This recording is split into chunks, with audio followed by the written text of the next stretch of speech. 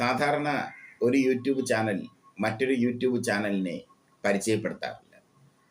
Channel രംഗത്ത് കടുത്ത മത്സരം നിൽക്കുന്ന ഈ സമയത്ത് അങ്ങനെ പരിചയപ്പെടുത്താൻ ആരും തയ്യാറാകത്തുമില്ല.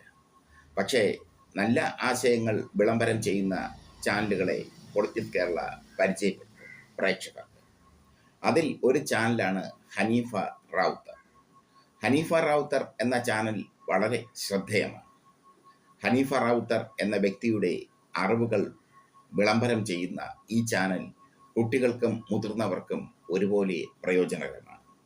ഹനീഫ റാവുത്തർ പല വിധത്തിലുള്ള നന്മകളാൽ സമ്പന്നമായ വ്യക്തിയാണ്. അദ്ദേഹത്തിൻ്റെ വ്യക്തിത്വം സവിശേഷമാണ്. നല്ലൊരു എഴുത്തുകാരനാണ് അദ്ദേഹം. ബ്ലോക്ക് ഡെവലപ്മെൻറ്റ് ഓഫീസർ അടക്കമുള്ള ഉയർന്ന പദവികളിൽ ഇരുന്ന അദ്ദേഹം ജോലിയിൽ നിന്ന് വിരമിച്ച ശേഷം പ്രഭാത് ബുക്ക് ഹൗസിൻ്റെ ജനറൽ മാനേജറായിരുന്നു. അദ്ദേഹം പ്രഭാത് ബുക്ക് ഹൗസിൻ്റെ ജനറൽ മാനേജറായിരുന്ന കാലത്താണ് പ്രഭാത് ബുക്ക് ഹൗസ് വൈവിധ്യങ്ങളായ പുസ്തകങ്ങളുമായി ജനഹൃദയങ്ങൾ, വായനക്കാരുടെ ഹൃദയങ്ങൾ കീഴടക്കിയത്. ഹനീഫ റാവുത്തർ എന്ന ചാനൽ അദ്ദേഹം തുടങ്ങിയതിനു ശേഷം അദ്ദേഹം ഇട്ട വീഡിയോകൾ ശ്രദ്ധേയമാണ്. അറിവിൻ്റെ നുറുങ്ങുകൾ അടങ്ങുന്ന വീഡിയോകൾ, അനുഭവങ്ങളുടെ പശ്ചാത്തലമുള്ള വീഡിയോകൾ. സീനിയർ സിറ്റിസന് വേണ്ടി ഒരു സംഘടന ഉണ്ടാക്കാൻ അദ്ദേഹം നടത്തിയ ശ്രമങ്ങളും ശ്ലാഘനീയമാണ്. സീനിയർ സിറ്റിസൺ എന്ന ഒരു ആശയം പ്രാബല്യത്തിൽ വരികയും അവർക്ക് വേണ്ടി ഒരു സംഘടന ഉണ്ടാക്കുകയും ശാന്തി പർവം എന്ന ഒരു മാഗസിൻ ഇറക്കുകയും ചെയ്തു ഹനീഫ റാവുത്തർ. അങ്ങനെ വിവിധങ്ങളായ മേഖലകളിൽ അദ്ദേഹം ശ്രദ്ധ കേന്ദ്രീകരിക്കും. 10ഓളം പുസ്തകങ്ങൾ അദ്ദേഹം രചിച്ചിട്ടുണ്ട്. ആ പുസ്തകങ്ങളെല്ലാം ബെസ്റ്റ് സെല്ലറാണ്. കമ്പ്യൂട്ടറിനെ പറ്റിയൊക്കെയുള്ള പുസ്തകങ്ങളൊക്കെ അദ്ദേഹം എഴുതിയിട്ടുണ്ട്. കുട്ടികൾക്കായുള്ള ഒരുപാട് പുസ്തകങ്ങൾ എഴുതിയിട്ടുണ്ട്. അർഹിക്കുന്ന അംഗീകാരം പുസ്തകരചനയിൽ അദ്ദേഹത്തിന് കിട്ടിയിട്ടില്ല.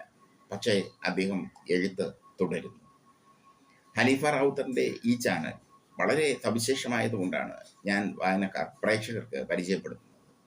കാരണം ചെറിയ ചെറിയ അറിവുകൾ, ചെറിയ ചെറിയ ആശയങ്ങൾ, ആ ആശയങ്ങളും അറിവുകളും ഒക്കെ മുതിർന്നവർക്കും കുട്ടികൾക്കും ഏറെ ഫലപ്രദമാണ്. അതാണ് അദ്ദേഹത്തിൻ്റെ പ്രത്യേകത. ആ പ്രത്യേകതയാണ് ഹനീഫ റാവുത്തർ എന്ന വ്യക്തിയെ വേറിട്ട കാഴ്ചയായി മാറ്റുന്നത്.